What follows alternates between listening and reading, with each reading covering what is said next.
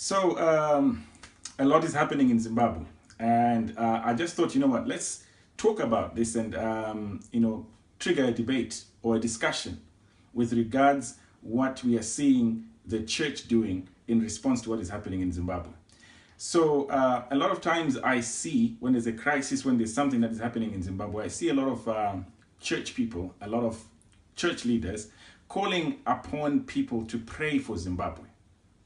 But the recent events that have just happened in Zimbabwe got me thinking, are we saying the right prayers? Are we praying for the right thing?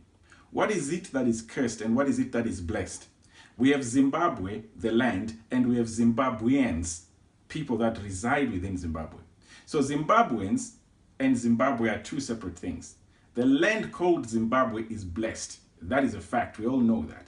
Mineral resources, water resources like surface water, groundwater. We have wildlife, all sorts of things that you could think of, diamonds, platinum, everything that you can think of. The land is blessed. The question then becomes, if the land is blessed, are the people blessed too? I would argue that the people of Zimbabwe are not blessed. The land of Zimbabwe is blessed. The people are cursed. The people are cursed because of what I don't know. But I know that they are cursed.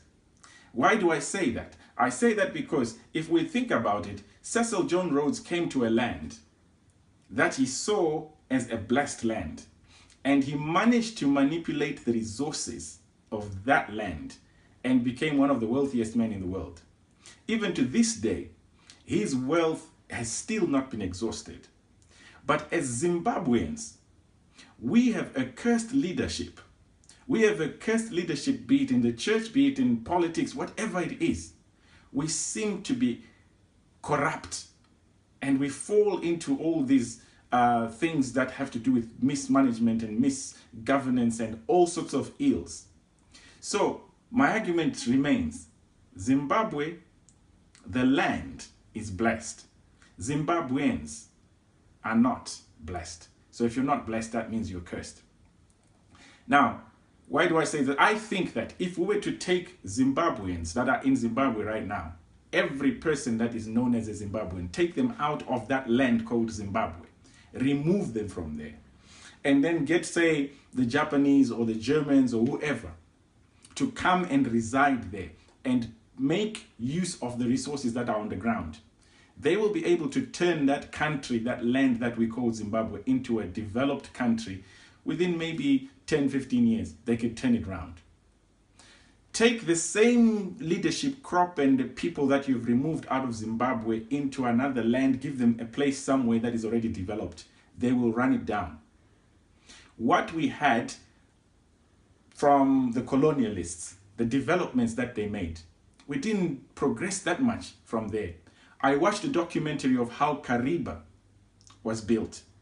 Kariba, the town, the dam, and everything else that is the power generators that we are now using, was built back in the 50s, and it took them 36 months to build town electrical plant and clinics and everything, all the facilities that were needed to make Kariba what it is. It was just nothing.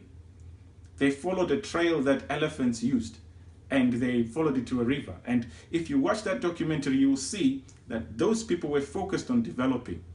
What towns have we developed after independence? What places have we developed after independence? What have we done as Zimbabweans after independence? Those colonialists that came did something.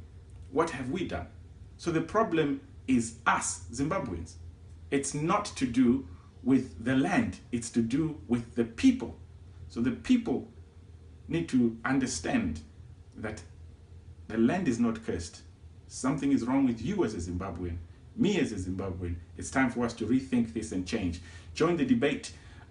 Leave your comments and contributions in the comment section below. And I hope that we'll be able to have a constructive discussion. Thank you very much.